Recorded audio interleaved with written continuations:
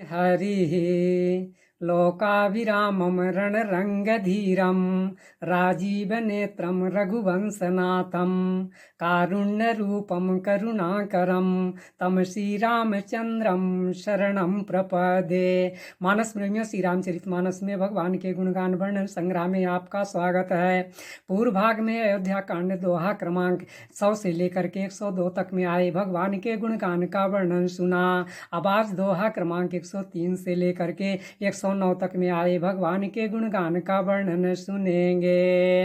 श्री रामचंद्र जी सीता लक्ष्मण सहित सिंहबेरपुर से चल करके प्रयागराज आ गए हैं और प्रयागराज में आकर के मुनि भरद्वाज जी के आश्रम में आए और मुनि भरद्वाज जी को जब श्री रामचंद्र जी ने दंडवत प्रणाम किया तो मुनि ने उन्हें हृदय से लगा लिया। गोसाई जी कहते हैं कि मुनि भरद्वाज जी के मन में जितना आनंद हो रहा है वो कहते नहीं बनता। ऐसा लगता है मानो ब्रह्मानंद की राशि पा गए हों।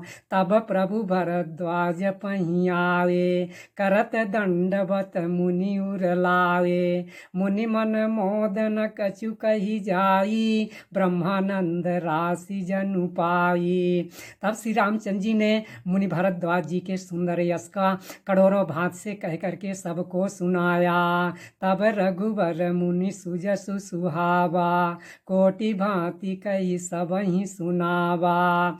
प्रयागराज के जो साधु संत थे उनको जब जानकारी हुई कि भरद्वाज मुनि के आश्रम में श्री राम लक्ष्मण आए हैं तो दशरथ जी के सुंदर पुत्रों को देखने के लिए वे आए भरद्वाज आश्रम सब आए देखन दशरथ सुवन सुहाए। श्री राम जी ने सभी को प्रणाम किया और वे संत महात्मा लोचन नेत्रों का लाभ प्राप्त करके आनंदित हो गए।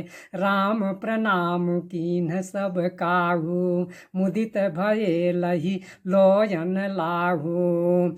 फिर श्री रामचंद्र जी वह प्रयागराज से आगे चलने के लिए तैयार हुए तो श्री राम जी ने प्रेम पूर्वक मुनि भरद्वाज जी से कहा कि हे स्वामी कहिए हम किस मार्ग से जाएं। तो मुनि भरद्वाज जी मन में हंसे और फिर श्री राम जी से कहा कि आपके लिए तो सभी मार्ग सुगम हैं।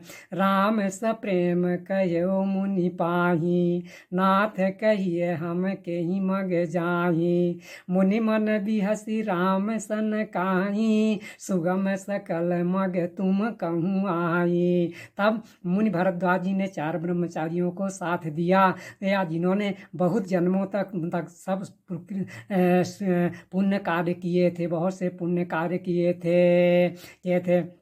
इसके बाद श्री रामचंद्र जी मुनि भरद्वाज जी को प्रणाम करके और उनकी आज्ञा प्राप्त करके आनंदित मन होकर चल दिए। मुनि बटुचारी संग तब दीन्हे जिन बहु जन्म सुखित सब कीन्हे। करि प्रणाम ऋषि आय सुपाई प्रमुदित हृदय चले रघुराई। श्री राम लक्ष्मण सीता वनवास के दौरान जिस गांव के पास से निकलते हैं वहाँ के नर नारी दर्शन के लिए दौड़ पड़ते हैं और फिर जन्म का फल पा करके सनाथ हो जाते हैं और दुखित मन हो करके लौटते हैं, किंतु मन उन्हीं के साथ चला जाता है। ग्राम निकट जब निकसहि जाई देखहि दरसु नारी नर धाई।